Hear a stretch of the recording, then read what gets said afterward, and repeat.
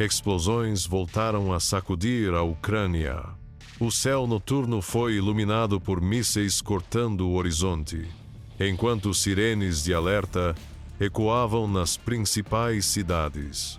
A Rússia lançou mais um ataque massivo, mirando fábricas de armamentos, depósitos de munição, bases aéreas e até mesmo um prédio do governo no coração de Kiev. A pergunta imediata é: como um ataque dessa dimensão conseguiu romper as defesas aéreas ucranianas, frequentemente descritas como algumas das mais avançadas da Europa Oriental? Será que esses sistemas realmente não conseguem deter a ofensiva ou existe uma fragilidade pouco divulgada ao público? Os ataques russos raramente acontecem de forma aleatória. Eles seguem uma sequência em camadas que, em teoria, deveria ser previsível. Mesmo assim, conseguem avançar. A primeira onda costuma começar com dezenas de drones kamikaze de baixo custo. Eles não têm capacidade de causar destruição em larga escala, mas obrigam a Ucrânia a gastar mísseis interceptadores caríssimos. Em seguida, entram em cena os mísseis de cruzeiro. Eles voam baixo, quase rente ao solo, muitas vezes fora do alcance dos radares e chegam de diferentes direções ao mesmo tempo. Isso aumenta a pressão sobre a rede de defesa aérea ucraniana, que precisa adivinhar onde cairá o ataque principal.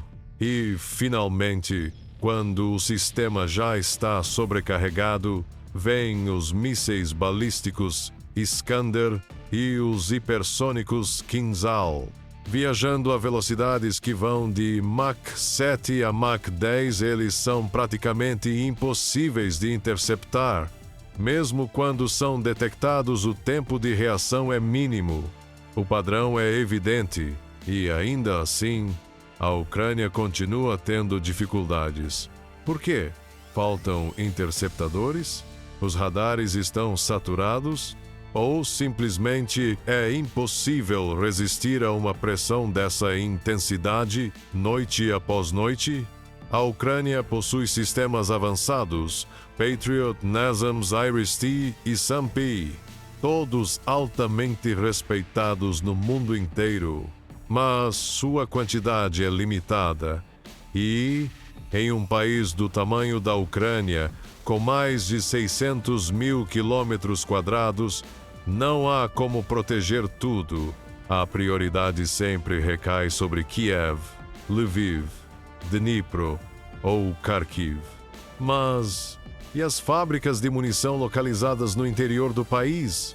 E os aeroportos menores, longe dos holofotes? Muitos desses locais continuam vulneráveis. E a Rússia sabe disso. O problema maior, no entanto, está nos estoques de interceptadores. Um único míssil Patriot pode custar milhões de dólares.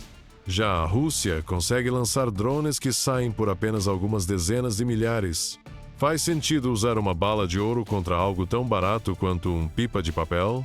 Se o drone não for abatido, pode atingir uma usina de energia. Mas, se for, cada interceptação consome recursos preciosos e insubstituíveis a curto prazo. É isso que se chama de fadiga da defesa aérea. Não se trata de falta de preparo dos soldados, e sim de um sistema obrigado a operar além dos seus limites naturais. A cada semana, uma nova onda. A cada noite, mais um enxame. Até quando será possível resistir a essa pressão? Será que as defesas da Ucrânia podem colapsar não por falha tecnológica, mas simplesmente por esgotamento? Há ainda outra realidade que não pode ser ignorada. A sobrevivência da Ucrânia depende diretamente dos aliados.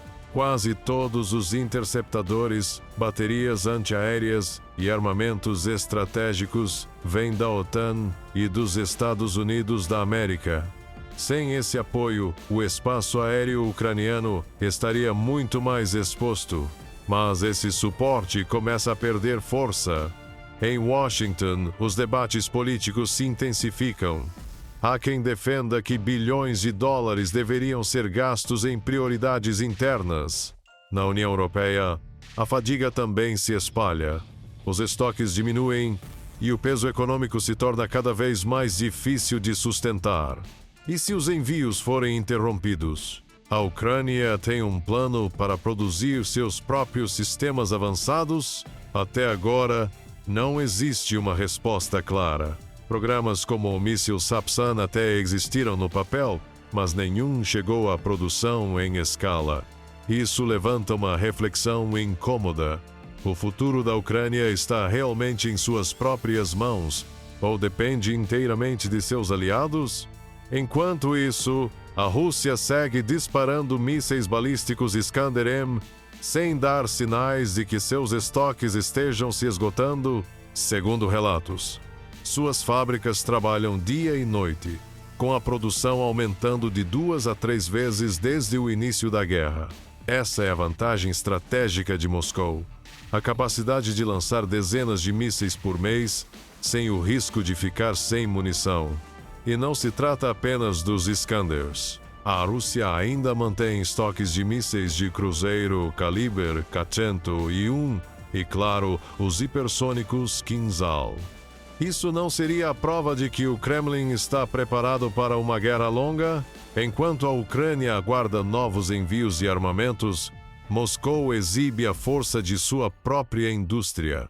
Surge então a pergunta inevitável: por quanto tempo a Ucrânia pode resistir de forma realista contra um adversário que possui um arsenal autossuficiente?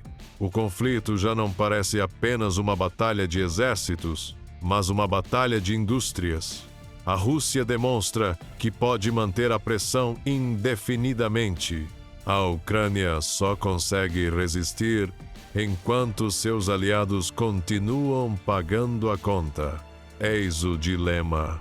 Seguir na guerra é um ato corajoso de sobrevivência nacional ou uma espécie de suicídio estratégico, uma luta que consome recursos mais rápido do que eles podem ser repostos? Não existem respostas fáceis.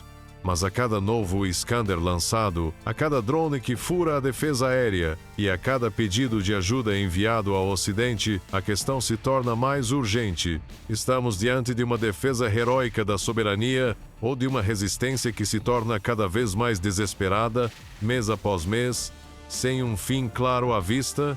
Este vídeo foi produzido com fins exclusivamente informativos e analíticos, com base em relatórios públicos, análises militares e dados de fontes abertas.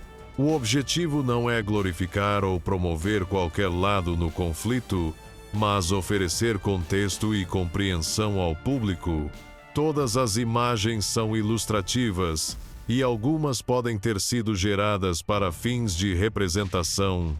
Obrigado por assistir. Se você achou este conteúdo esclarecedor, não esqueça de curtir, se inscrever no canal e ativar o sininho para receber mais atualizações sobre tecnologia militar, conflitos globais e estratégias de defesa. Eu sou do conflito do século XXI e nos vemos no próximo vídeo. Mantenha-se atento.